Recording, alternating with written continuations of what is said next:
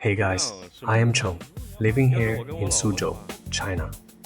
My wife and I plan to get a car this year, mostly for family road trips, and maybe for my daily commute to work down the road. After about a month of narrowing things down and making tough choices, we finally found the perfect ride. The Toyota RAV4. I absolutely love this car. It literally ticks all the boxes for what we need right now. Wanna know how we ended up picking this one? Well, stick around, because I am about to tell you. Over the past few weeks, we used our days off to hit up some auto shows and check out a bunch of different car brands. And on the weekends, I went ahead and drove the models I was eyeing just to get a real feel for how each one drives. Now, I've actually had my driver S license for almost 7 years, but my actual mileage, only a few hundred kilometers. So yeah, I am basically still a rookie, but thanks to these test drives, I got to do a side-by-side comparison. I could totally feel how different brands tune their cars and position them in the market. I even started to get what experienced drivers mean when they talk about handling and chassis. After doing some serious research and looking at my own situation, I finally figured out what I actually need from a car. I am not the type to buy into crazy marketing hype or get FOMO just because everyone else has something. For me, I only start planning a big purchase when the need is real and the budget is there. Last year, I moved from Chongqing to Suzhou because of a job change. I've been living here for over a year now, and I am falling more and more in love with this city. But lately, my wife and I realized we really need our own wheels for weekend getaways. Suzhou is in a prime location. Within a 5-hour drive, you can easily reach provinces like Jiangsu, Anhui, Hubei, Jiangxi, Zhejiang, and even Shanghai. If we do 2 road trips a month, averaging about 500 kilometers round trip each time, that adds up to around 12,000 kilometers a year, just for fun. Right now, we're living right in the heart of downtown Suzhou. It has one of the best developed areas with great amenities, but the cost of living is pretty steep. Plus, downtown can get pretty noisy. As a low-energy person who is a really light sleeper, I've been craving a much quieter and more peaceful living environment. So, we're planning to move out to the suburbs in the second half of this year. Because of that, I need to drive to work. Doing the math, with a 30-kilometer round trip commute over 248 workdays, that adds another 7,440 kilometers a year. Put it all together, and our annual mileage will be pushing nearly 20,000 kilometers. To compare the running costs of different fuel types, I did a quick calculation. As of June 2026, 92. Octane gas in Suzhou is 8.72 RMB per liter. If we look at a Toyota Hybrid, like the Camry Hybrid 2.0L, which gets around 4.5 liters per 100k, I'd be spending about 7,848 RMB a year on gas. On the other hand, 95 octane gas is 9.30 RMB per liter. For a traditional gas car like the VW Passat, with a fuel consumption of 7.5 liters per 100k, that gas bill spikes to around 13,950 RMB a year. And if we go fully electric, using public charging piles in Suzhou, costs about 1.05 RMB per kilowatt hour. For a Tesla Model Y, the annual charging bill would only be around 2,835 RMB. But here is where it gets interesting. If we break down the data and add one more condition, say, out of those 20,000 kilometers, 70% is city driving and 30% is highway, things take a pretty dramatic turn. The gas cost for the Passat would jump by over 10%, while the Camry Hybrid and the Tesla EV would stay pretty much the same. This really shows the massive advantage of hybrids and EVs in stop and go city traffic. Looking at these numbers, I ruled out traditional gas cars right away. Honestly, I care way more about fuel economy than raw horsepower. At the same time, we saw how EVs absolutely crush it when it comes to running costs. But that's when my second major deal breaker kicked in. I have massive range anxiety. More than half of our annual mileage will be spent on the road. taking these long weekend trips that span hundreds of kilometers. But we noticed a huge catch with fully electric cars.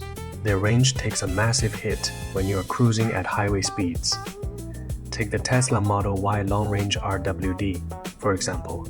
On the highway, the range drops to about 70%. That means on a full charge, you're only getting around 500 ng kilometers. So, chances are you either have to stop and hunt for a charger mid-trip. You can just wait until the battery hits 10% to look for one, because you run a serious risk of getting stranded on the highway. Plus, we don't own a dedicated parking spot, which means no home charging station. Every time I need a juice up, I have to drive to some random public charger and wait an hour for a full charge. To be fair, BYD has made insane progress with this. Some of their models with flash charging tech can literally go from 10 to 97% in just 9 minutes. But the catch is, BYD sideway range drops even more significantly. I think EVs are an incredibly creative type of car. Honestly, today's EVs remind me a lot of smartphones back when they first hit the market. Before the iPhone came along, tech giants like Nokia and Motorola were already doing a great job with basic phone calls. But once the iPhone arrived, it changed everything, bringing us massive batteries and a mind-blowing smart experience. Smart cars are follow the exact same path. Traditional gas cars nail the basics of getting us from point A to point B. Now, EVs and hybrids are stepping it up by introducing incredible smart features and even autonomous driving. But in my opinion, EVs on the market right now haven't reached their ultimate form yet. At this stage in my life, I'd rather bet on something much more mature in time, tested. With all that in mind, I said no to traditional gas cars and passed on fully electric ones. In the end, I locked my sights on a traditional hybrid. In reality, my final shortlist came down to 3 cars: the Geely Manjaro Hybrid, the Toyota Camry Hybrid, and the Toyota RAV4 Hybrid. Among them, the Camry is a sedan, while the other 2 are SUVs. Now, SUVs might not have the sharp handling of a sedan, but they are absolutely perfect for families. The cabin and cargo space are way more practical, giving the car much more of a utility vibe. And as it turns out, I care way more about fuel economy and reliability anyway, since I'll mostly be doing low speed city commuting and just want a zero hassle tool to get around. The Toyota RAV4 Hybrid became the obvious choice. This car is literally the sweet spot for me. It is only 4.6 meters long, so parking in the crowded downtown area isn't going to be a headache at all. But at the same time, the trunk is spacious enough to swallow my folding bike. Honestly, it could probably fit 2 or 3 of them. So besides the bike, I've already tossed in some camping chairs, hiking poles, and other gear, making it always ready for a weekend getaway. Design-wise, this generation of the RAV4 is a huge departure from the older versions. The lines are much more rugged and muscular, which perfectly hits my aesthetic of how a tough SUV should look. The interior got a complete overhaul too. The Chinese version comes with a massive 15.6-inch center display, literally the exact same size as my MacBook screen. The infotainment system is super smooth and actually useful. It doesn't throw a bunch of useless gimmicks at you, which honestly helps keep your eyes on the road and ensures driving safety. By stripping away all the clutter, the cabin feels incredibly clean and minimalist. That less is more vibe really resonates with what Chinese consumers prefer nowadays. Fuel economy has been incredible.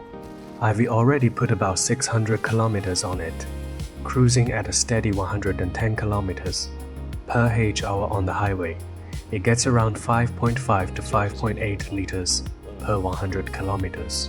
But in the city, driving around 20 to 60 kilometers per h-hour, the consumption drops all the way down to a crazy 3.8 liters. I am beyond happy with these numbers.